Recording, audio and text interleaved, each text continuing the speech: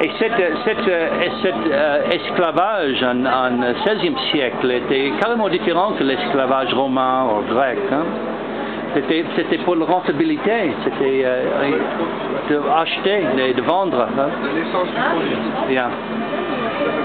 Qui était beaucoup pire que l'esclave classique romain. Grec. C'est pour un besoin qui n'est pas un vrai besoin. Encore une fois, comme vous dites, et que c'est pas un besoin vital en fait. Ça va nous aider à survivre, ça va juste remplir notre portefeuille, ce qui n'est pas grand chose par rapport à un bout de pain, quelque chose comme ça. Mais c'était le pape qui a intervenu à interdire l'esclavage des Indiens. C'est-à-dire que les Indiens étaient très vulnérables à la maladie européenne, alors les contacts étaient mortels pour eux. Alors les Portugais, c'était le Portugais qui a après cette introduction, a offert le pape deux esclaves africains. Et il a accepté, et ça c'était le feu rouge. Si le pape accepte l'esclavage africain, c'est légitime. Et ils ont commencé à importer l'esclave africain. Imagine? Yeah. Ça continue maintenant, on en parlait tout à l'heure. On vit pas les mêmes choses, mais à une échelle différente. Les mêmes choses, mais cachées. Voilà, on nous les cache. On ne nous dit pas officiellement faites de l'esclavage, on nous dit vous êtes des ouvriers. Mais comme vous disiez tout à l'heure, l'ouvrier est plus rentable que l'esclave. C'est la nouvelle forme qui va trouver. L'inégalité aux États-Unis est que deux tiers de la population, le sociologue parle de la société de deux tiers. Deux tiers de la population vivent plus ou moins correctement et un tiers dans la misère. Alors, et ça c'est acceptable, un tiers de la population dans la misère. Alors la motivation de les gens est de quitter cette tiers de misère et d'entrer dans le deux tiers. Mais très peu de gens pensent à un niveau plus élevé de changer la société. On accepte cette chiffre et on cherche de quitter l'entière. Le problème, c'est qu'on essaye de s'adapter à tous ces structures, à tous ces systèmes, au lieu d'essayer de le changer, de le recréer, comme vous disiez tout à l'heure. Mais c'est aussi parce qu'on est démoralisé, tu vois.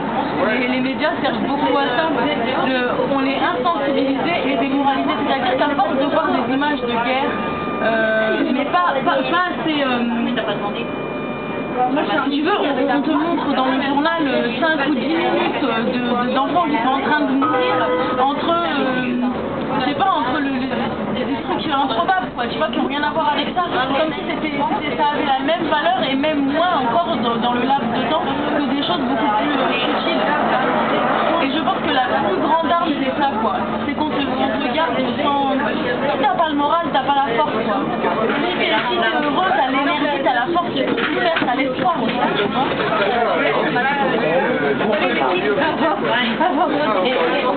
Et si on nous montrait la guerre vraiment dans ce qu'elle est, parce que si on nous la montrait pas du tout d'un autre côté, tu vois, et qu'on la découvrait par un autre moyen, bah là on serait révolté.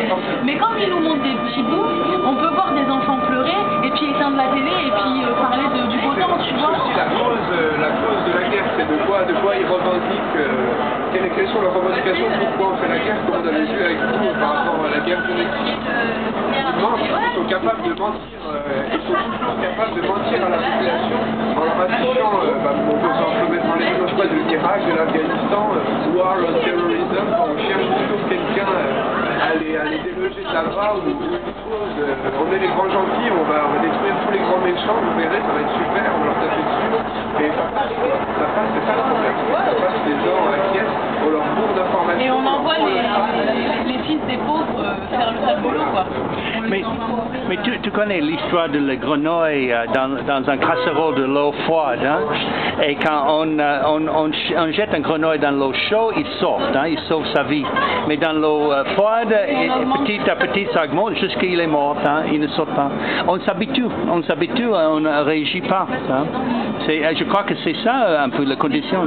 Il faut avoir une influence de l'extérieur pour réveiller, hein? De sortir, le danger, d'avertir le danger. On a été coupé de notre sensibilité humaine.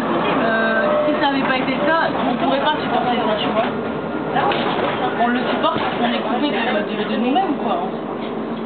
Encore une fois, je pense, je me répète un peu, c'est qu'ils veulent faire passer ces guerres sous le principe que c'est une cause qu'ils défendent et qu'ils vont sauver des gens. En tuant des gens, on va aider des gens, ce qui n'est pas vrai du tout. Comment tu peux aider quelqu'un en butant son collègue, son frère, ta soeur?